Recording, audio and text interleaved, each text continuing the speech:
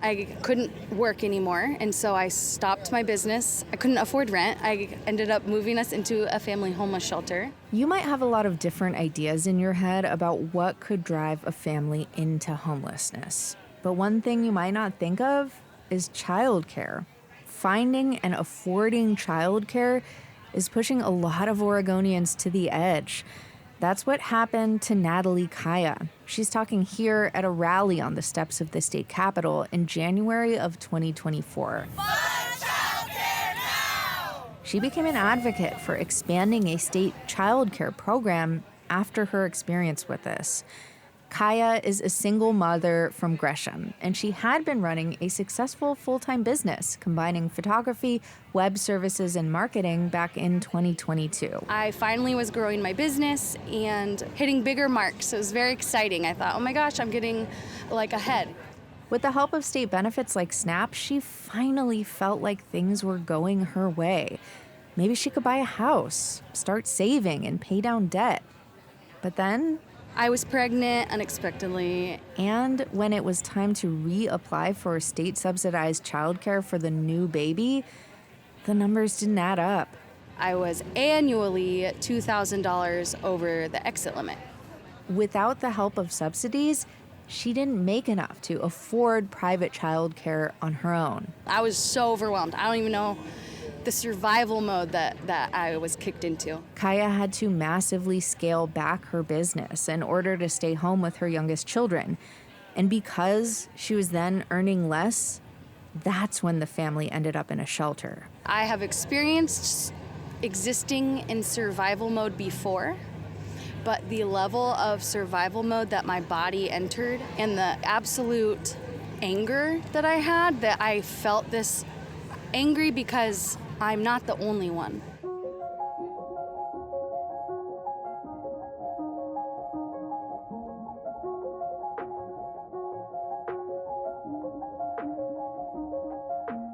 From the newsroom of OPB, I'm Jen Chavez, and this is The Evergreen, a podcast about the place you call home. Today, we're talking about Oregon's childcare crisis, how expensive it is, how hard it can be to find, and how providers are struggling with staffing shortages and limited space. Natalie Pate is an education reporter at OPB. She joins us to break down how things got this bad and what potential solutions could help turn the tide.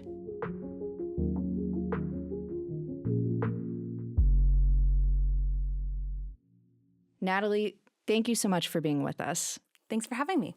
Let's start with Natalie Kaya, a single mother of 4. I think her story really speaks to the inadequacy of Oregon's childcare system. What happened after she moved into a family homeless shelter? Mm-hmm. I met Natalie at the Oregon Capitol Mall earlier this year. She was at a rally advocating for more state funding for the state's employment-related daycare program, or ERDC, which we'll dive more into later. But I learned that after Natalie moved herself and her kids into the homeless shelter, she was able to reapply for ERDC and receive the subsidies then for her kids to be in care. She ended up getting a full-time position with Oregon Food Bank, which she really loves, but now she's worried that she actually won't be eligible for those same childcare subsidies in the next application cycle. Oh, so she's in the middle of these two things. Exactly. Yeah. Exactly. And Natalie talked a lot about, how these system gaps put families like her in an impossible position to both work and have care for their kids. And it's strange because in some ways, she's still one of the lucky ones, right? She was able to get some of the state funding, at least for a little bit. And so she was pushing back in January for lawmakers to allocate the roughly $220 million needed in order to serve all families, the hundreds of families on the ERDC wait list that sprung up last fall. I want legislators to understand that child care costs drive poverty, and that poverty drives hunger and other systemic barriers. We cannot work to keep food on our table or keep stable housing without access to affordable childcare.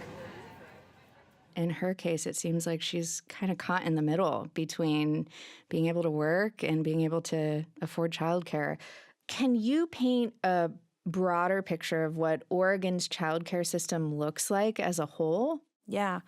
So Oregon's childcare system, like the rest of the country, it's a mix of in-home care, private facilities of various sizes, employee-provided care, and school-based centers. And one thing that kind of sets Oregon apart is that we have a newer statewide agency dedicated to early learning, and it has various programs that help families who have the hardest time paying for these services to make it a little bit more accessible.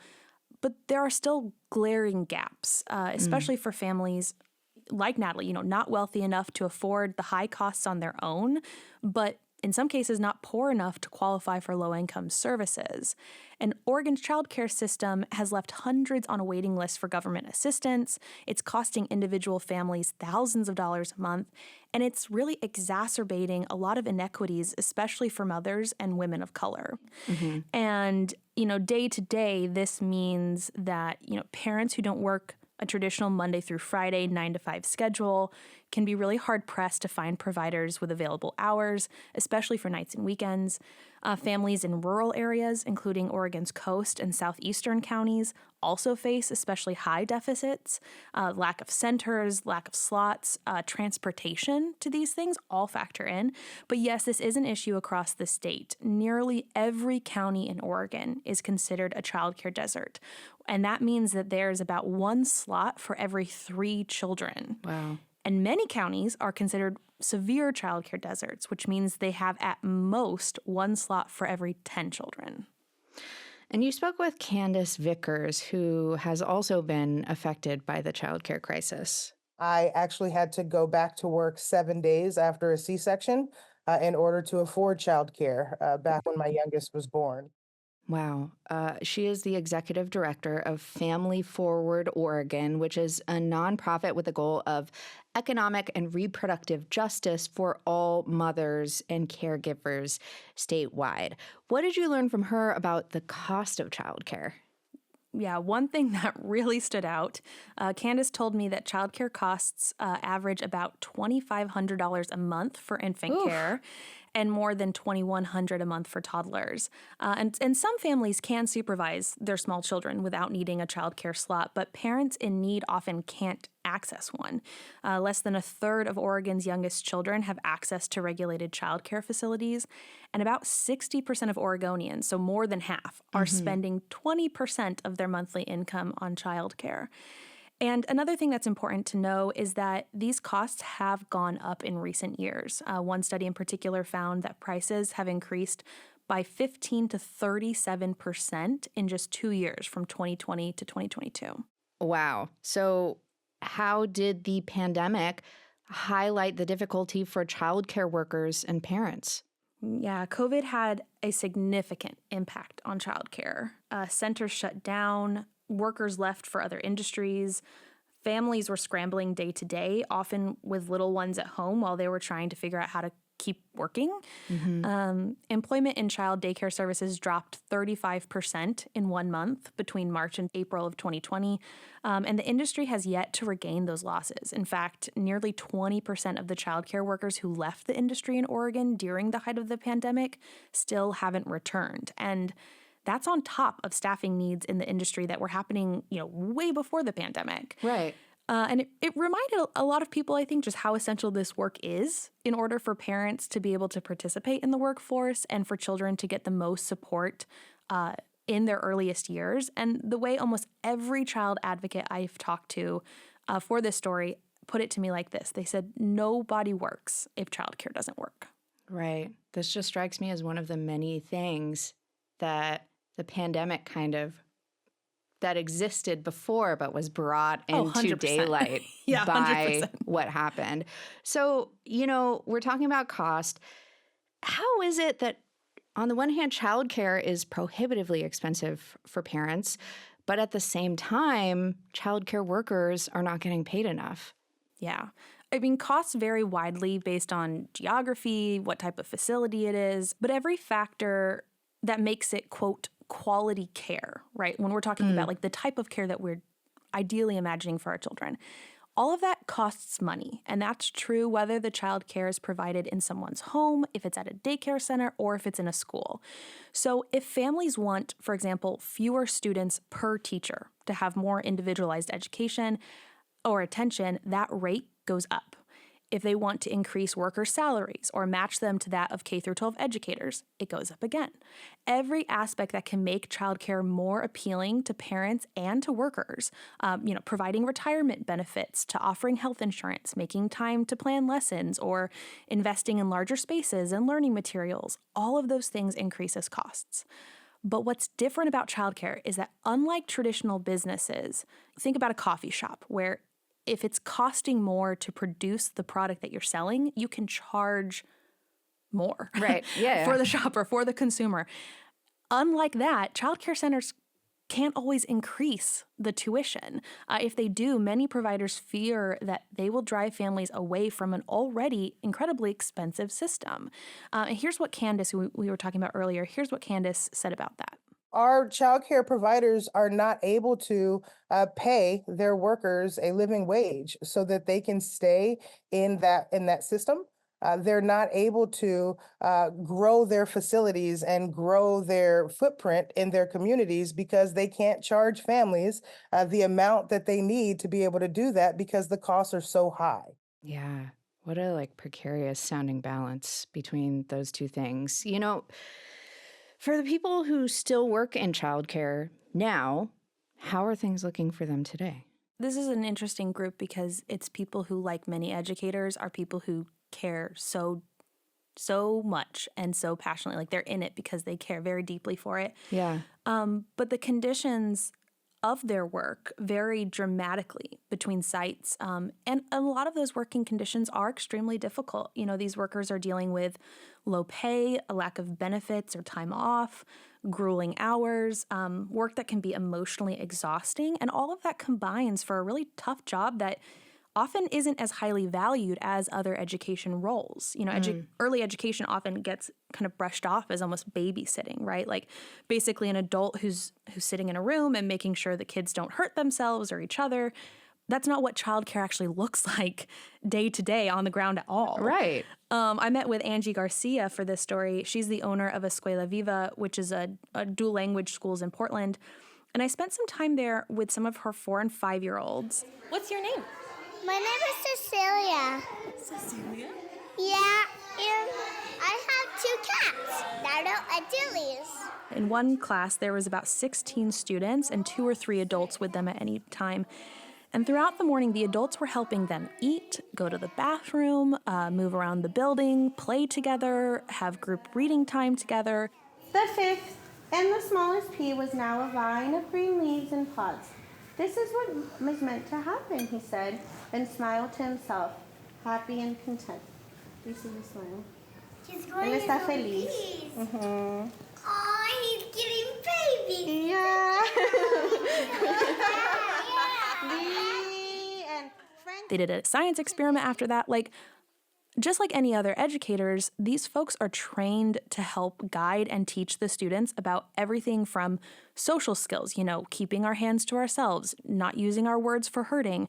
But they're also working on things that are, more traditional school things. They're working on reading. They're working on critical thinking skills. And they're constantly redirecting the students and keeping them on track. Angie and I talked about this one-on-one as well, that this work is nonstop. You have to have an adult, and not just any adult, an adult that kids and families trust, with the kids at all times. And all of that training, staffing, and expertise costs money. What I try to help people understand is this system is an expensive system, and it should be. It actually should cost us even more because what we do is important, it's invaluable. We are in charge of the very first years and the development of small children. And what happens now has a lasting impact for the rest of their lives. And we got to get it right. Coming up after a break, the safety barriers one family faced in Oregon's childcare system and potential solutions from lawmakers. There are specific needs and barriers that Oregon families face in finding childcare, depending on their circumstances. For example, the need for special education services, an accessible location, and a sense of safety and trust. Did you talk to anyone who struggled with all of these firsthand? Yes. One family's story in particular really stood out to me. Ariana Avina and her oldest kid have had to deal with all of the issues you just listed. Her daughter is neurodivergent, which she described as one of her biggest strengths, but her daughter also has behaviors that are harder to handle. She has a sensory processing disorder and cognitive delay in impulse control. And because of this, she takes action, such as throwing things or, at worst, biting. So without adequate staffing and training, some centers opt to remove higher needs children for extended periods of time or just directly expelling them. And that's what happened for the first place they went. They said they were inclusive and prepared to support her daughter, but after a few months, Ariana's daughter was told to leave. The second center they tried was specifically for neurodivergent kiddos, but the classes were only offered a few days a week for a matter of hours, and it was a 40-minute commute with traffic each way to the Tigard Center from their home in Portland's Mount Tabor neighborhood, so that didn't work. And the third location was the most traumatic. We were there for one day before, when we came home, they had told me that they were hit by a teacher and that the teacher had yelled at them. They told me what they said. They told me where on their body they were hit. And it was one of the hardest things I had to hear. And I felt very powerless in that moment. So obviously I took them out that same day. That was the last time we went to that school. Wow, that sounds so difficult. And Ariana had to go through 3 childcare centers just for her child to feel safe. Did she end up finding quality care for her child? She did. So when Multnomah County's Preschool for All program expanded its eligibility to kids with special needs, it allowed Ariana to enroll her daughter at Angie's care center, the one we mentioned earlier, Escuela Viva. She said going to a place that actually meets their needs has been a real game changer. My kid, a couple weeks ago, came home and my kid said to me, "Mommy, my body is safe at school." Such a simple sentence, but for our story, it has such a complex history behind it that it brought tears to my eyes. It really did. And it's such a beautiful, beautiful thing to say and to feel about your school. And I really hope that a lot of kids have that. I really hope that they have that in the future too. Well, I am really glad to hear that that has happened for Ariana's family. So some labor economists, like Mary King, say if people are going to invest in someone's future, it should be when they're at their youngest. If you want to reduce incarceration rates, unemployment, substance abuse, early childbearing, if you want to grow your tax base, you have a more inclusive economy, if you want to send more people to college, you should invest in early childhood education. That's where it happens. That's where brains are exploding. King is also a retired professor of Portland State University. Have we prioritized these investments that she's talking about before? And where are we in terms of prioritizing them now? I just want to say I love King's quote about brains exploding at this point in our lives. Research shows a child's brain forms more than 1 million neural connections every second. And this pace helps form 90% of a child's brain before they're 5. So, I just want to point out, this is such an essential time for developing not only social skills, learning and language abilities, but also emotional and physical health. So that, to put that into context, that's what the importance of this. America, we flirt today with the idea of nationwide government-funded childcare. We touch on it in certain sectors. For example, military families today often pay less per month for childcare compared to civilians, even though workers in military childcare are paid more. So we do have some examples to turn to, but there's historical examples too. In 1940, Congress passed the Defense Housing and Community Facilities and Services Act, known as the Lanham Act, and this funded public works, including childcare, in communities with defense industries. The money went toward building new centers and hiring nurses, cooks, and helpers, along with several other things. And although this was still an elaborate patchwork system, right? It still wasn't perfect, but it allowed an estimated 500,000 children over the course of World War II to gain access to recreation, food, early education, a safe place to sleep, all while fathers fought overseas and mothers took on the jobs that were needed here domestically. But then in 1946, with the war over, the funding also ended. Nurseries shut down, and school districts in particular really struggled trying to meet the demand that came with these impacts. And the U.S. almost got national childcare again in 1971, came real close, when Congress sent legislation to President Richard Nixon. Nixon vetoed it amid concerns at the time about communism and the government controlling American families, so it went away again. And here we are, more than 50 years later, without a national system. So Mary King just a moment ago mentioned the economy. When there isn't affordable childcare, what does the economic toll of that look like? Mm-hmm. Well, I think I want to start with what it would look like when it's invested, right? Like these investments don't just help the children, right? They produce substantial returns in local economies. And some estimates show up to $10 for every $1 invested. Wow. Coming back into those economies.